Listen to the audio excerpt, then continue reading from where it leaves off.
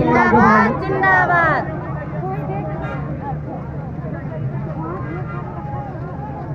आप लोग इस रस्सी के अंदर ये क्या खुल गया भाई, क्या है ये बताओ। एक बार फिर सब लोग आ जाइए। माननीय डिप्टी सीएम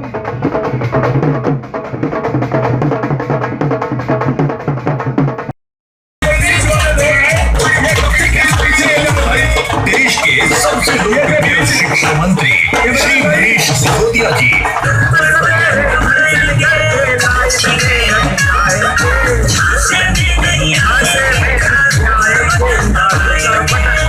के बीच दिल्ली के शिक्षा मंत्री श्री मनीष सिसोदिया जी। एक तरफ भारतीय जनता पार्टी है, सपा है, बसपा है, इन सब ने हमेशा कभी ना कभी सरकार में रह के उत्तर प्रदेश की कमान संभाली है और कभी भी स्कूलों पे, अस्पतालों पे, कॉलेजेस पे काम नहीं किया।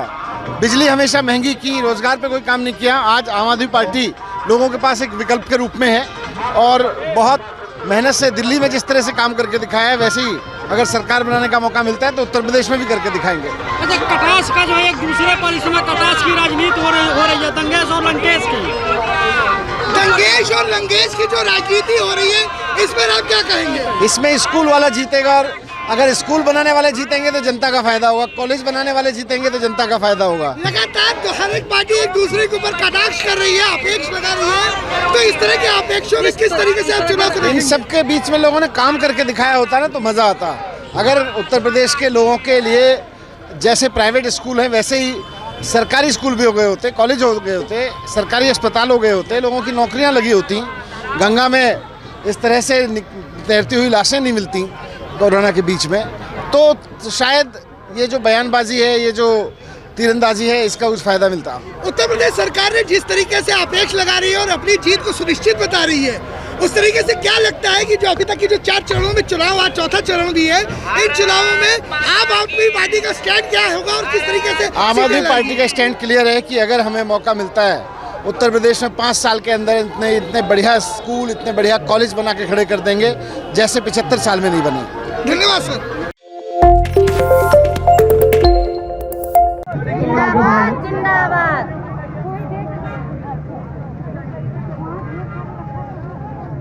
आप लोग इस रस्सी के अंदर ये क्या खुल गया भाई, क्या है ये बताओ। एक बार फिर सब लोग आ जाइए। माननीय डिप्टी सीएम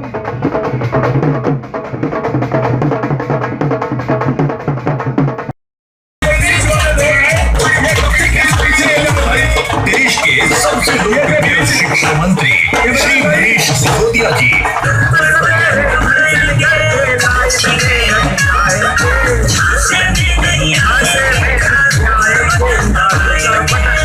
के बीच दिल्ली के शिक्षा मंत्री श्री मनीष सिसोदिया जी। एक तरफ भारतीय जनता पार्टी है, सपा है, बसपा है, इन सब ने हमेशा कभी ना कभी सरकार में रह के उत्तर प्रदेश की कमान संभाली है और कभी भी स्कूलों पे, अस्पतालों पे, कॉलेजेस पे काम नहीं किया।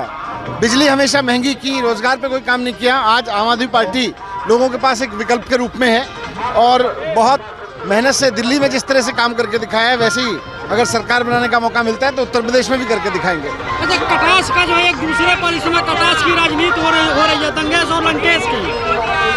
दंगेश और लंकेश की जो राजनीति हो रही है, इसमें आप क्या कहेंगे? इसमें स्कूल वाला जीतेगा और अगर स्कूल बनाने वाले जीतेंगे तो जनता का फायदा होगा, कॉलेज बनाने वाले जीतेंगे तो जनता का फायदा होगा। लगातार तो हर एक पार्टी एक दूसरे के ऊपर कटाक्ष कर रही है, अपेक्ष लगा रही है, तो इस तरह के अपेक्षों में किस तरीके से आप चुनाव करेंगे? इन सबके बीच में लोगों ने काम करके दिखाया होता ना तो मजा आता। अगर उत्तर प्रदेश के लोगों के लिए जैसे प्राइवेट स्कूल हैं वैसे ही सरकारी स्कूल भी हो गए होते, कॉलेज हो गए होते, सरकारी अस्पताल हो गए होते, लोगों की नौकरियां लगी होती, गंगा में इस तरह से तैरती हुई लाशें नहीं मिलती कोरोना के बीच में, तो शायद ये जो बयानबाजी है, ये जो तीरंदाजी है, इसका कुछ फायदा मिलता। उत्तर प्रदेश सरकार ने जिस तरीके से अपेक्ष लगा रही है और अपनी जीत को सुनिश्चित बता रही है, उस तरीके से क्या लगता है कि जो अभी तक की जो 4 चरणों में चुनाव, आज चौथा चरण भी है, इन चुनावों में आम आदमी पार्टी का स्टैंड क्या होगा और किस तरीके से? आम आदमी पार्टी का स्टैंड क्लियर है कि अगर हमें मौका मिलता है उत्तर प्रदेश में 5 साल के अंदर इतने बढ़िया स्कूल, इतने बढ़िया कॉलेज बना के खड़े कर देंगे जैसे 75 साल में नहीं बने। धन्यवाद सर।